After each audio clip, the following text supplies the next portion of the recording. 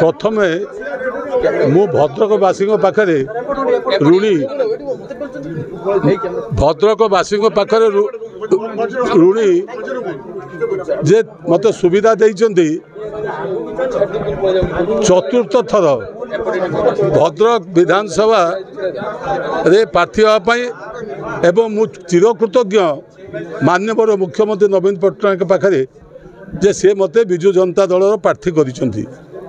एवं आपण माने समस्ते जानिचंती जदिओ 15 वर्ष पर चतुर्थ थर पाई मुझे निर्वाचन को लड़ुची किंतु पूर्व मुझे 3 थर विधायक भद्रक विधानसभा निर्वाचन मंडल थी भद्रकवासी मोर परिचय सृष्टि कर राजनीतिक परिचय प्रथम निर्वाचित हवा 1990 मसीह विजु पट्टनायक समय रे पुणी मंत्री हवा ये कम भाग्यर घटे से मु विजु बाबू पाखे ऋणी जनता दल पाखे ऋणी विजु जनता दल पाखे ऋणी तेणु लोक समर्थन अच्छी बोली आज मु सप्तम थर निर्वाचन लड़िया को जाऊँ एवं प्रत्येक निर्वाचन में यदि विकास न होता जनसाधारण आमको भोट दियंते नहीं बा निर्वाचन मंडली आम जीति पारंतु नहीं किंतु आपण जो कथाटी बारंबार विभिन्न समय पचारुंट जेहेतु आपण भावुं मु नुआ करी बोधे विधानसभा को भद्रक निर्वाचन मंडल को आसी ता नुहे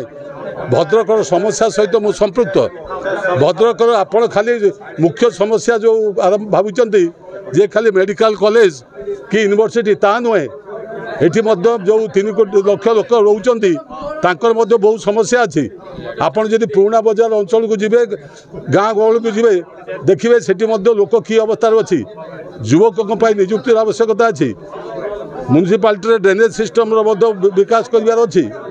एवं ता सहित पुराना बजार जो बीड़ी श्रमिक सगड़ चलाऊँगी या भी अर्थनैतिक विकास करार अच्छी